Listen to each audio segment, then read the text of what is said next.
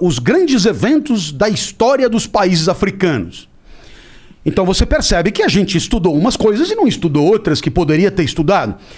Ora, então houve uma escolha. Essa escolha foi realizada por alguém. Esse alguém fez escolhas como todo mundo faz escolhas segundo os seus interesses.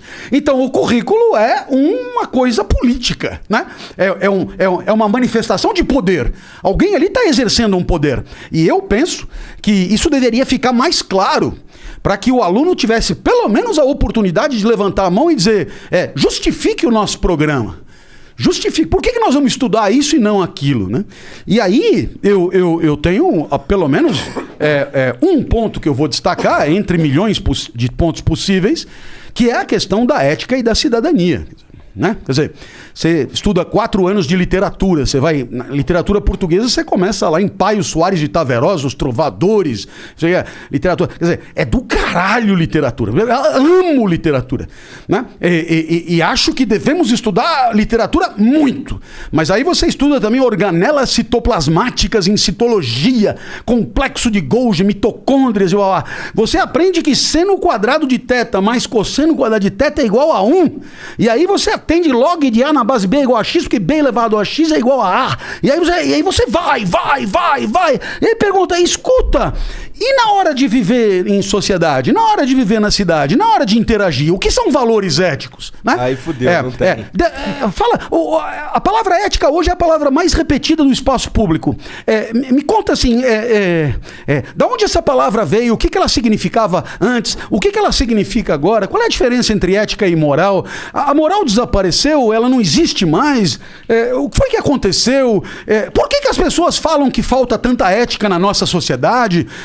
Será que nós não temos mesmo valores? Ou será que os valores que a gente tem não são os valores que a gente deveria ter? Né? Será que a ética pressupõe uma escolha entre um valor e outro? Será que existe alguma complexidade? Será que a ética é uma tabela pronta ou a gente discute o que deve respeitar?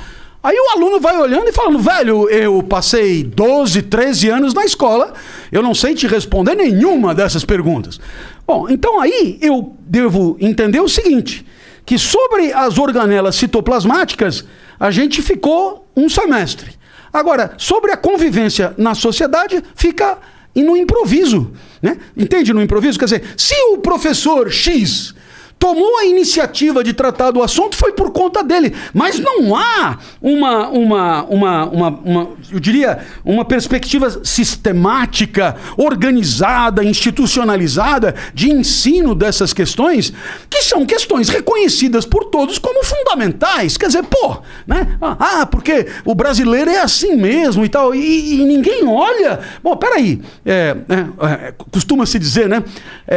Sempre responsabilizando a história, né, pela nossa situação, né? Não, porque quando os portugueses que vieram, eles eram presidiários e tal, e é por isso que a corrupção existe até hoje. Porra, mas não deu tempo ainda, velho, né? Já morreram os portugueses, os filhos, os netos, os bisnetos, não deu tempo de montar uma escola para formar gente honesta para dirigir o país, né? Entende? Quer dizer, isso parece que tira uma responsabilidade imensa que é a nossa, de formar a nossa classe dirigente, de formar uma cidadania lúcida, de formar, enfim, seres pensantes, cara, né? Só tem aqui na nossa sociedade, só tem a gente, velho.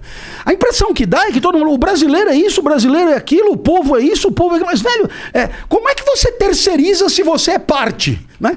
Então, eu penso que há aí um monte de coisas que a escola poderia discutir e proporcionar, que são alternativas, que são necessárias, que são importantes, mas que, por conta, muitas vezes, de um apreço pela repetição, né, que é tranquilizadora, a gente acaba deixando as inovações tão alardeadas para o ano seguinte. Né? Eu acho que tem uma falta de vontade política nesse sentido aí, de formar cidadãos que consigam pensar.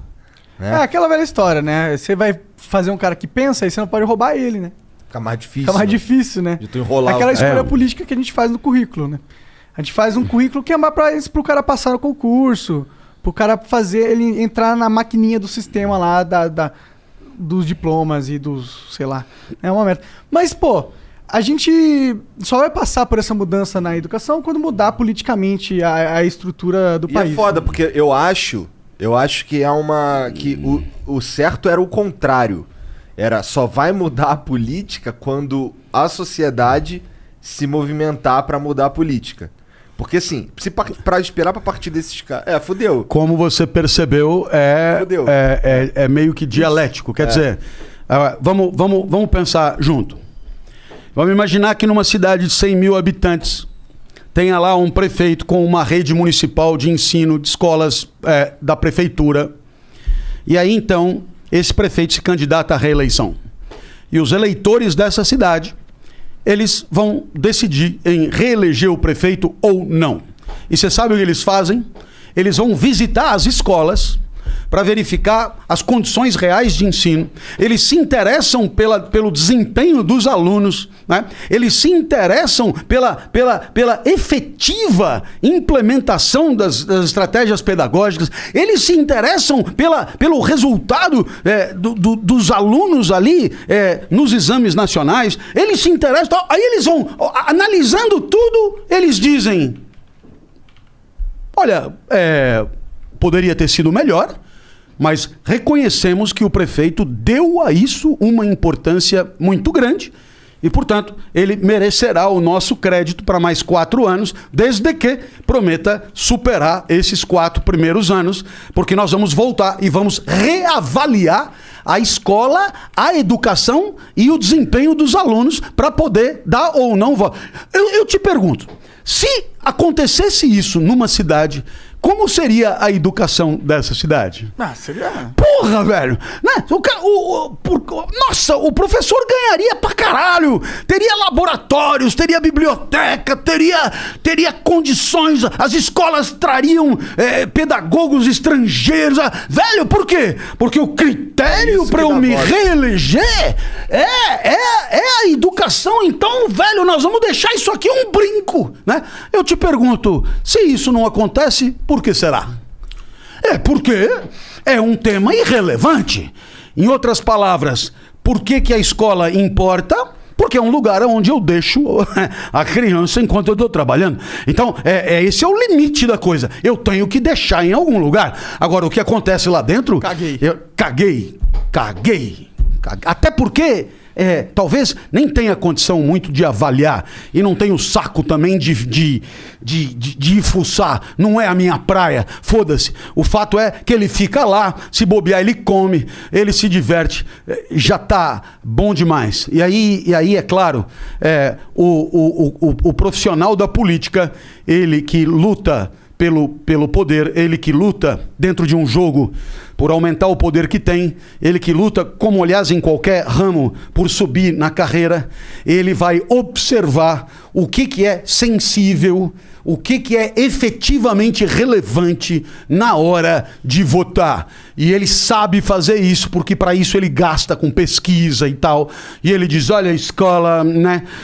Eu acho que o que importa é segurança mesmo. Nós vamos, perto da eleição, botar guarda em tudo que é esquina e bababá, e bababá. E aí sim vai ser mais efetivo para conseguir me reeleger. Então, você percebe que é um negócio muito...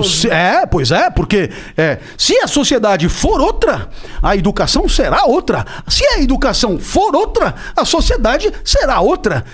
E o que acontece hoje é que a gente não sabe muito bem por que as coisas começaram, porque a nossa educação pública já foi bem melhor do que né? A gente não sabe muito bem o que levou a essa deterioração. Eu não sou um especialista disso, né?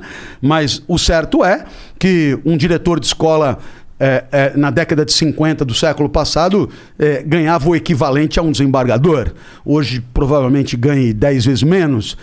Então a sociedade foi aceitando uma diminuição de qualidade do corpo docente, das condições materiais de estudo e assim por diante. E aí, é claro, os políticos souberam interpretar isso de forma a direcionar seus esforços, as verbas públicas, né, as políticas públicas para outros setores que não são a educação. É um pouco como eu entendo isso.